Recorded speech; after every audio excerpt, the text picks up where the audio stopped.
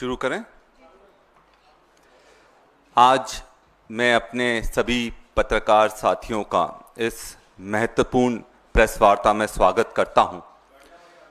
साथियों, आज का दिन बहुत ही दुख से भरा हुआ है, क्योंकि जिस तरह के जघन्य अपराध हमारे देश में हो रहे हैं, कहीं ना कहीं हम सबकी रूह कांप जाती है।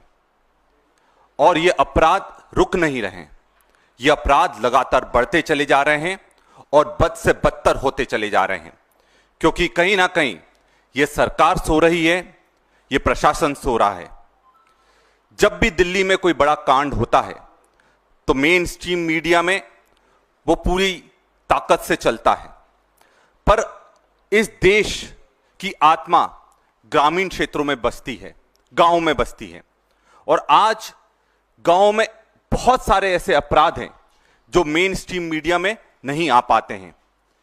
ऐसी ही एक घटना मैं आप सबके सामने आज ला रहा हूं। आदिवासी निर्भया कांड। खंडवा में एक ऐसी घटना हुई है जिसमें एक 45 साल की आदिवासी महिला के साथ सामूहिक बलात्कार होता है और इतना जघन्य बलात्कार था कि पूरी रूह कांप गई। उसके बाद आरोपियों ने, जो कि शराब के नशे में थे, उन्होंने सरिया डालकर उनके बच्चादानी को बाहर निकाल दिया और इतनी बुरी तरह निकाला कि पूरी उनकी आंतें भी उस महिला की बाहर आ गई। वो महिला वहां तड़पती रही और उसकी 16 साल की बच्ची जब देखने वहां पहुंची तो वो भी बेहोश हो गई। साथियों, इस तरह के अपराध मध्य प्रदेश में हो रहे हैं और जब खंडवा में यह अपराध सामने आया तो प्रशासन मौन बैठा था। हमारे लोग वहां पर गए, हमने वहां देखा और जब यह पाया कि वहां पर जब उसका पोस्टमार्टम हुआ था तो जो डॉक्टर्स पोस्टमार्टम कर रहे थे उन्होंने भी इस चीज का कभी सोचा नहीं था कि इस तरह के अपराध भी हो सकते हैं।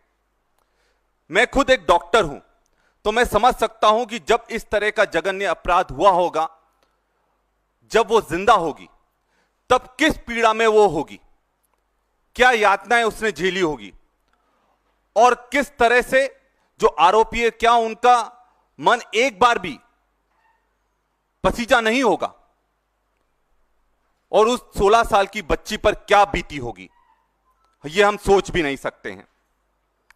मैं सीधा सवाल सरकार से है कि क्या मध्य प्रदेश में कानून व्यवस्था पूरी तरह से फेल हो गई है, पूरी तरह से बेलगाम हो गई है?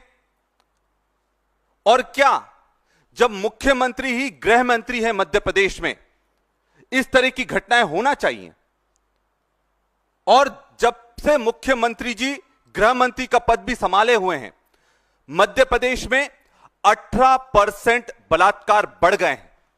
और यह आंकड़ा जो विधानसभा में एक सवाल के विरुद्ध दिया गया है कि 18% बलात्कार मध्य प्रदेश में बढ़ गए हैं और उसमें से 26% आदिवासी महिलाओं के साथ आज भी हो रहा है।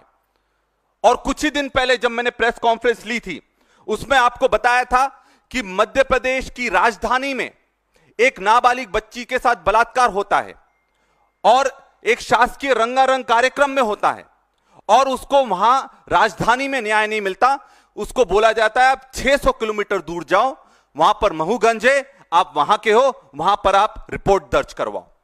तो यह हकीकत है मध्य प्रदेश की, जहां पर शराबबंदी का नाटक जरूर होता है कि धार्मिक स्थलों पर शराब बंद कर देंगे, पर शराब माफियाओं पर किसी भी तरह का नियंत्रण इस सरकार का नहीं है, अपराधियों पर किसी तरह का नियंत्रण इस सरकार का नहीं है।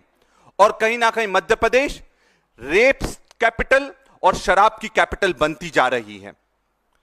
हमारी मांगे हैं, 31 मई को आदरणीय प्रधानमंत्री जी मध्य प्रदेश आ रहे हैं, भोपाल में आ रहे हैं और विडंबना देखिए कि जिस राज्य में सबसे ज्यादा बलात्कार हो रहे हैं वहां पर एक महा महिला सम्मेलन किया जा रहा है प्रधानमंत्री जी द्वारा।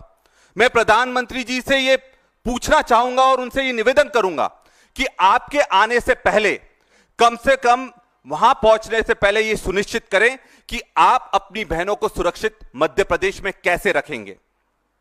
साथ में मध्य प्रदेश में पूर्णकालिक गृह मंत्री दिया जाए, क्योंकि कहीं ना कहीं गृह मंत्रालय संभल नहीं रहा है। साथ में इस केस के लिए फास्ट ट्रैक कोर्ट बनाया जाए ताकि दोषियों को कड़ी से कड़ी सजा दी जा सके। और साथ में आदिवासी क्षेत्रों में जो ये माफिया, शराब माफिया का राज चल रहा है, इसको नियंत्रित करने की आवश्यकता है। क्या कारण है कि आदिवासी क्षेत्रों में ही सबसे ज्यादा शराब की बिक्री कराई जा रही है और दूसरे राज्यों में लॉन्च पैड की तरह आदिवासी क्षेत्रों को उपयोग करा जा रहा है। जैसे यह घटना हुई, हमारी प्रदेश कांग्रेस कमेटी ने 3 सदस्यीय दल गठित करा जो कि इसकी पूरी जांच कर रहा है। साथ में आदिवासी कांग्रेस ने पूरा दल भेज दिया है। आज वो पीड़ित परिवार के साथ में है और इस मुद्दे को लेकर पूरी ताकत से हम सड़क पर लड़ाई लड़ेंगे। बात साफ है साथियों, कांग्रेस चुप नहीं बैठेगी।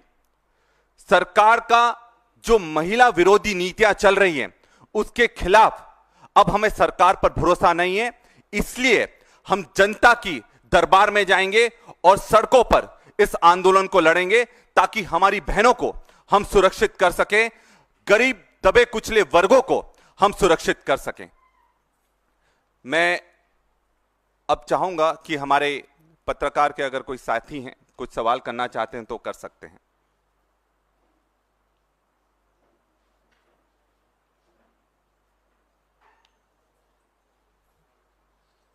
Thank you.